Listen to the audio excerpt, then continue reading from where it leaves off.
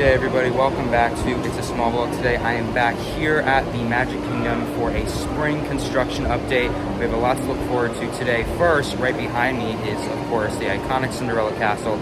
So we're going to be talking about that, and as Disney removes the final 50th decor and the bunting from the turrets, there's only like 2 more left they have left to do. So we're going to be taking a look at the progress on that. In the big news today, we have a ton of new updates with the Splash Mountain demolition as it makes its way into Tiana's Bayou adventure. A ton of new construction updates, a ton of new attraction details that Disney released last month. And then once we're done with that, we're gonna head out of the Magic Kingdom, and something I haven't covered in forever, we're gonna head over to the Polynesian and we're gonna take a look at the construction of what's going on with that DVC Tower, you know, the one that looks like a modern day Hilton. Not a huge fan of it, but we gotta talk about it because I haven't covered that since like August. So it's been a while since I've covered it, and there's been a ton happening over there. So anyway, with all that out of the way, let's head down Main Street and take a look at what's going on with the now defunct 50th anniversary castle. Starting off today's video here at the Magic Kingdom, looking at Cinderella Castle here in the hub area, you'll notice that just about all of the 50th anniversary bunting that used to be present on the castle is almost completely gone. If we look around the castle itself, in one of my previous updates, I mentioned that Disney was in the process of draining parts of the moat surrounding the castle so they could start taking off the decor via the use of some small cranes and boom arms and things of that nature. And while the moat is still drained, the equipment is also still here. The last remaining decor still requires some pretty heavy equipment to remove, and if we head into Fantasyland, you notice there are some walled off areas behind the castle as work begins on removing the final 2 pieces of decor. This is also causing the walkway between Fantasyland and Tomorrowland along the side of the castle to be closed off temporarily. Now, even though the 50th anniversary is over and Disney is taking down the bunting from the castle, the rose gold paint job that Disney has opted to change the castle to is staying for the 100th anniversary this fall. The reason behind this is for 2 reasons. Number 1, Disney doesn't want to spend the money just yet to repaint the castle when its paint job is still fairly new. And number 2, I don't know if you guys remember this, but Disney stated that when they were repainting the castle a few years back, they stated that it was to help commemorate the 70th anniversary of Cinderella. And once the special bunting was added, then it would be turned into the 50th castle. Personally, I don't mind the rose gold paint job, but if I had to pick a color scheme, I do think I prefer the original blue and gray paint job better. But I'm interested to hear what you guys think, so let me know what Castle coat of paint you guys prefer in the comments below. Next up in today's video, we have some pretty big updates regarding the continuous demolition and retheming of Splash Mountain as it makes its transformation into Tiana's Bayou adventure, which is slated to open next year in late 2024. Now, right from the start, arguably the most noticeable change since the last time I covered its construction is that the dead tree that used to act as the beacon that would draw your attention towards the attraction has since been removed entirely. Last month, Disney was chipping away at the tree at the top of the mountain little by little, but now it is completely gone, which is definitely sad to see. It's interesting to note that with that one element now gone, it makes Splash Mountain look completely different now, and it's definitely going to take some getting used to. You may recall that in the original concept art we received for the attraction, Mama Odie's tree was supposed to be situated at the very top of the mountain.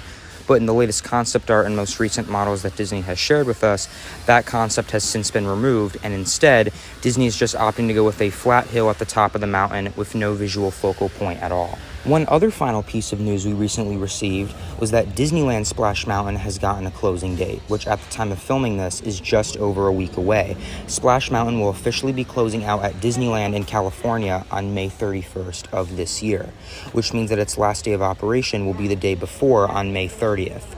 On top of that, Disney also released a ton of new details regarding the attraction, including a new piece of concept art which depicts what looks like an animatronic of Mama Odie from the movie. And speaking of animatronics, Disney has stated that there will be, quote, dozens of new audio animatronic figures, end quote, in the attraction, which does make me feel a bit more optimistic in terms of the budget for this retheme. Finally, Disney mentioned that the original cast from the movie will be reprising their roles for the animatronics. There will be new original music present as part of the ride's soundtrack, and there will even be a beignet scent pumped into the queue line as you're waiting for the ride, which does sound quite cool.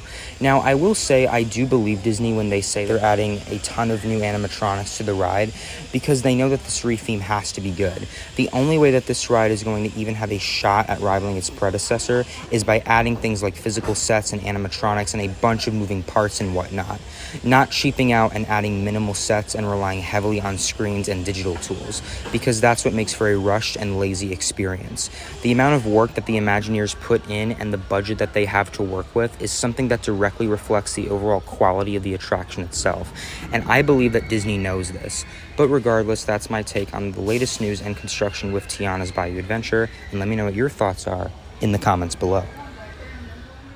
All right, everybody, we are done with everything at the Magic Kingdom, and I've made my way over here to the Polynesian. I'm actually on top of the Fiji building, or one of them, but nice balcony out here right outside the hallway for all the rooms, and we have a perfect view of all this construction that we have to cover. Now, before I go into it, I do want to mention that Disney has also stated that similar to Tiana's Bayou Adventure, this will also be opening late next year in 2024, and both projects seem to be going at a pretty rapid pace. I mean, look at all this vertical construction that we have. Again, I haven't covered this in a while, which is why I'm covering it now, but we got a lot to talk about here.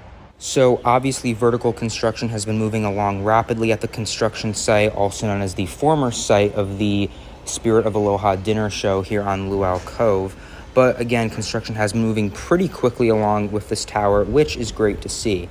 One trend I've noticed with Disney is that when it comes to their hotels, they definitely seem to move a lot quicker with the overall construction as compared to an attraction, which does make sense. You know, it's a hotel, not a complex ride system. But aside from that, this tower will hold numerous DVC rooms as it expands the footprint of the Polynesian, and the tower itself will be embracing a modern take of the Oceania tropical island theme that the resort is centered around. Again, I've expressed in the past my thoughts on this tower, and I just still don't really understand why Disney is opting to create something that literally has nothing to do with the theme of the Polynesian. It's so out of place. Granted, this piece of concept art that you're looking at was released over a year ago and has received a lot of criticism from numerous Disney fans, not just me, so I certainly hope that maybe Disney has taken the time to update the aesthetic a little bit. But all we can do is hope, as they seem pretty intent on doing this for whatever reason. The Polynesian has a very distinct vibe to it, so at the very least I would hope that Disney would want to keep some sort of thematic integrity here, but we really don't know. Now, in terms of how this construction is affecting the walkway between the Polynesian and the Grand Floridian, a common misconception between a lot of hotel guests lately is that it's not currently possible to walk in between each resort, but it actually still is. So if you're a resort guest, listen up, because all you have to do is follow the signs telling you where to go and you'll be good to go. Originally, you had to walk across the street near shades of green, but now you're able to stay on the same side of the street as seen here. Depending on where you're going or coming from, you'll either start or end at the Grand Floridian parking lot near the wedding pavilion, or you'll walk to or from the corner of the DVC Tower construction site at the Polynesian. So just in case you don't want to worry about taking the monorail, it is still possible to walk in between the Polynesian and the Grand Floridian here in the Magic Kingdom resort area. Anyways, everybody, that is going to wrap up this video. I hope that you enjoyed it. Haven't done a construction vlog here at the Polynesian and the Magic Kingdom in a while. I haven't done one at the Magic Kingdom since like February, and I haven't covered the Polynesian since August, so it's been a long time, but I hope it came out all right. If you enjoyed this video, be sure to like, subscribe, turn those notifications on as well. Check out my Instagram account as well. The link is down below. What about you? How do you feel about this? You know, I mean, hopefully maybe we'll have some more theming and maybe Disney will, you know, cut loose on the modern theme. I don't know.